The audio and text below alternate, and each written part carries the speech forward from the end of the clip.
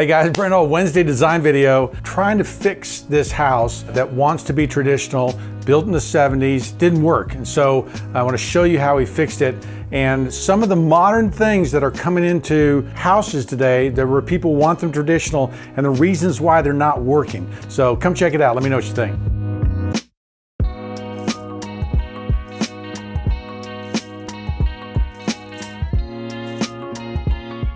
So this is a existing house that was built in the 60s or 70s that is having some additions put on the other side. So this was modeled up by their draftsman or architect kind of putting this together. What we're trying to do is create a story. This is a farmhouse, and so it should look like a farmhouse. What is that picture in your mind when you think of farmhouse? What is that picture of what that should be? And there's such a great tradition of farms in America and traditional looking farms like this that narrative becomes very important, and it's the reason why this is kind of confusing because it's on this farmland, but it kind of looks like a ranch. It looks like a two-story ranch. And so we're trying to give it back that look that it's been, was traditionally there and has a history and a story. How did we fix this? And there's a number of things that are happening that you may or may not kind of recognize first at the start.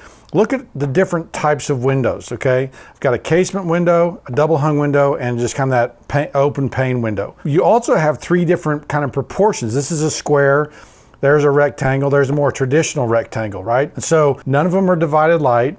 And if you're wanting something traditional, it's very difficult to have this kind of organization and go, oh yeah, that looks old, right? Doesn't work.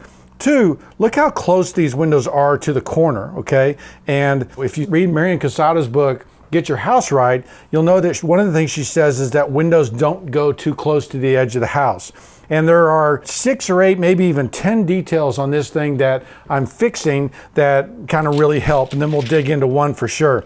One, you notice I've switched them all to double hung divided light windows, okay? I pulled them off the walls and I've stacked them, right? That's kind of a traditional way that these are put together, that this would have been stacked. Already you're kind of going, oh, okay, I recognize it. I kind of see what's going on and see what's happening here. Look what I did here. Instead of the 3 panes, and I like the number 3, but I'm gonna actually go with the number 5 to divide these out. Why? Well, I've seen this kind of addition on an historic house 100 times. And so it is a traditional look that when they converted, closed in a porch, or when they, added on and made an addition, they would put double hung windows back in. Now, I could make these divided light. I've seen them where they're open lights, 1/1 like this. I think it would look better if they are 6/6.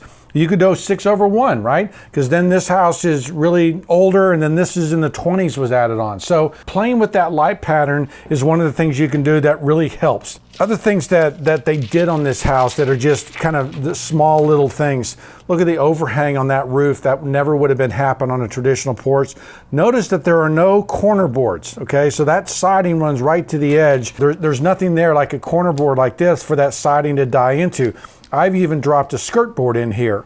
I put pilasters on either side of this thing to kind of, classicize it up or make you think it was original porch. So just a few details. What I want to do is I want to dig into maybe one of the most important ones and maybe spend some time here, and that's the gable end return. And I've talked about that before, and sometimes they get pork chop ends, but look what's happened here is that this return is basically just a straight run that goes off the edge. A gable end return would instead it wouldn't have to be quite that long and would actually come back this way, okay? So this would come back this way too, okay? So that gable end would come back and come down this way. Now, what else would have happened? Well, underneath here, there would have been a bed mold, okay? And it would have wrapped around the side, okay?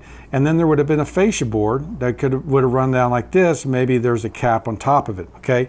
Now, what's happened here is that you'll notice that because I'm hitting this window, that's kind of a clear sign that this window's in the wrong place.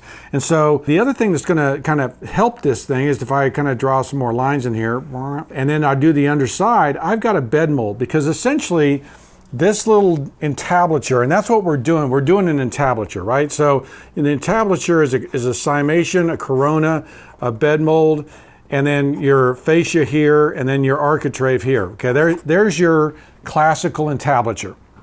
And essentially what I'm doing is I've got a fascia board, I've got a bed mold, and I've got this frieze right here.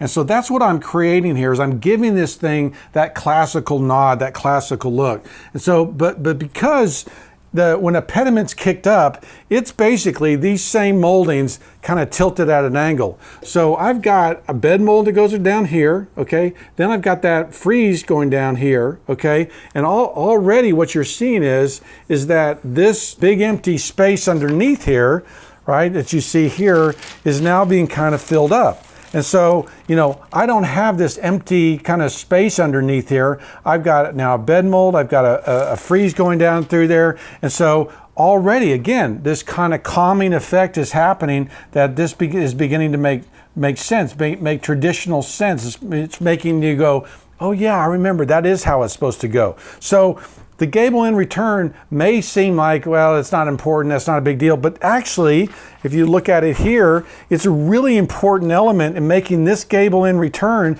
look traditional, because this doesn't, right? This looks like a ranch house, right? And I think this house was built in the 60s or 70s, and so maybe that's appropriate. But going back with those traditional elements, going back with, you know, corner boards, proper frieze, gable end returns, windows that are kind of balanced and laid out. One of the things that happens here is there's a hip roof in here. You know, so we've got gable end returns and hip roofs. More appropriate would be, you know, a gable end here as opposed to a hip, but it kind of got messy as far as hitting these windows and everything. So I'm just putting a porch cap over top of it. You know, this was my first run at the front of their house, and you're gonna kind of see that, you know, it looks like a ranch style house, right?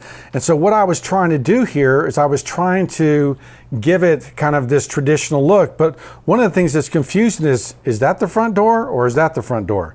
And so there's really no hierarchy here of where I'm supposed to go. And so also this bay window is kind of an awkward piece right there.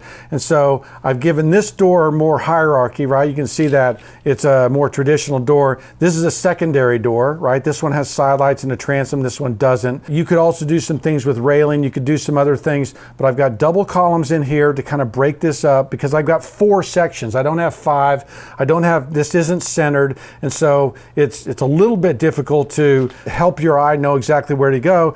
These little caps over top, the little pediments, didn't work in my mind, and so I ended up just going straight across there. But you know, this is kind of the house that we were working for. This is what we were trying to make happen. And you know, fixing this porch on this side, I mean, that porch with that column is really terrible, right? They brought in this kind of new tapered column look that really isn't appropriate to kind of this farmhouse, and it is a farmhouse. And so, you know, adding in these classical elements, I think really helps. Let me know what you guys think. Okay guys, better, right? 5, 6, 8 things there. They're fixing that house, ordering, bringing symmetry, bringing that relaxing so it didn't seem so confusing. All makes a big difference. Let me know what you guys think. Thanks for watching.